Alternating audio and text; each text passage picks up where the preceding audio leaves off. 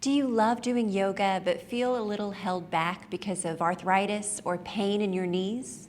Well, today I'm going to walk you through some simple tips to try in your yoga practice to protect your knees while kneeling and just help them feel more comfortable in your practice.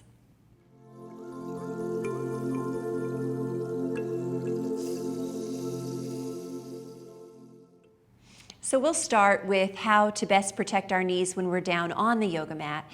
And then we'll spend a little time talking about how you can do your yoga practice without putting any weight on your knees at all. Okay, first, this may seem like common sense, but when you're on your hands and knees or kneeling in any way in your yoga practice, please put a blanket under your knees. Try that. Sometimes just a very thinly folded blanket can actually make a huge difference. So try that and see if it helps. There are also yoga knee pads, yoga and fitness knee pads that are specifically made for this purpose. So I'll put a link down in the description of an example of what I mean. They're squishy and have a little give for your knee joint. So those can feel really nice. Some of my students prefer that instead of the blanket. Now, another way you can use the blanket to help support your knees is to fold it up on a higher level, a thicker level here. And then instead of putting your knees directly on the blanket, you instead rest your shins on the blanket and let your knee joint hang off the edge of the blanket, like this. And you can even stack up a little higher. Okay, but this is enough for me. So it would be shins right here, letting your kneecap fall off there. And so there's absolutely no pressure at all on your knee joint. Now this takes a minute to set up, right? So it's going to be a little harder to do in a fast flowing class, but I think it's worth taking an extra beat or two to make yourself comfortable. So I invite you to explore that. And look at how I'm sat right now. This is called thunderbolt pose in yoga. And this is a pretty extreme angle for the knee joint, right? This is what you call knee flexion. So any yoga poses with knee flexion, we can do a few things to support our knees and take some of that angle out, right? So another pose that has this knee flexion is child's pose, a very popular pose where maybe there's a little space between your knees, can be. And then we stretch our arms out, melt the forehead down towards the floor. And what's funny to me is that a lot of yoga teachers, and I've been guilty of this in the past, will call child's pose a resting pose. But for a lot of bodies, especially people with knee or hip discomfort, child's pose is anything but a restful pose. What we can do is use props to bring our hips up higher and decrease the amount of flexion in the knees.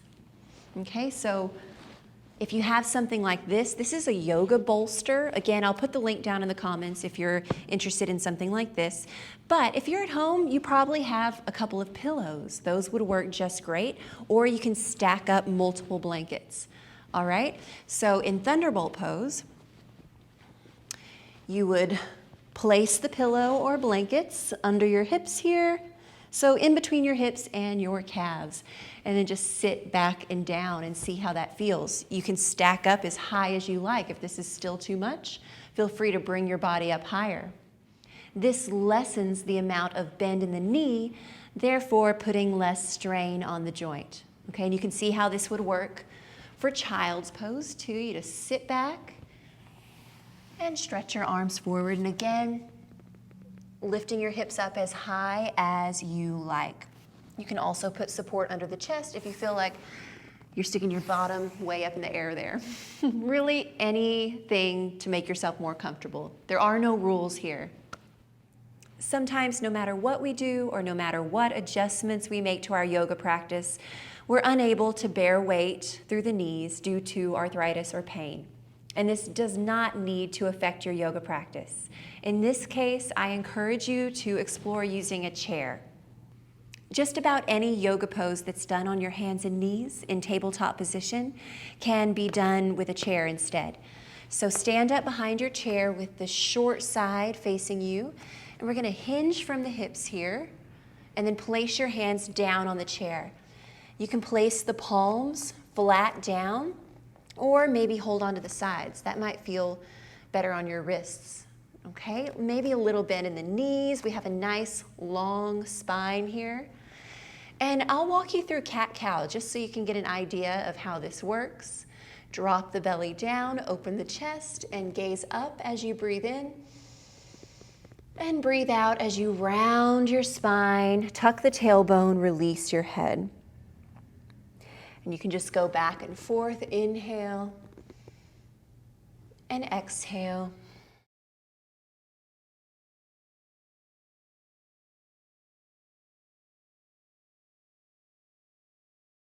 And then meet me in neutral spine, just a nice flat back.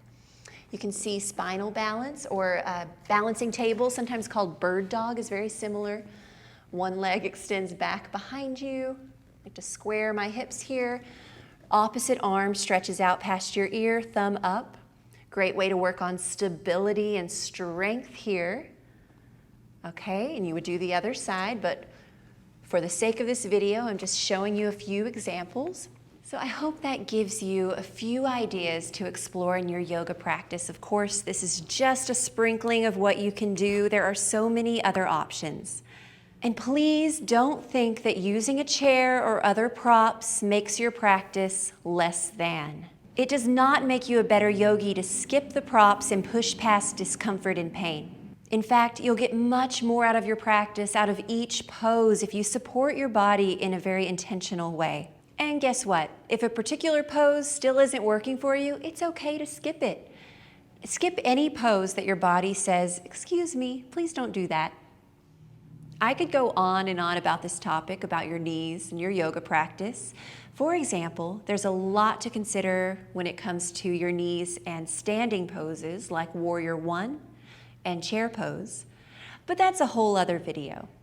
So let me know down in the comments what questions or thoughts that you specifically have about your knees and your yoga practice, and I'd be happy to go more into depth.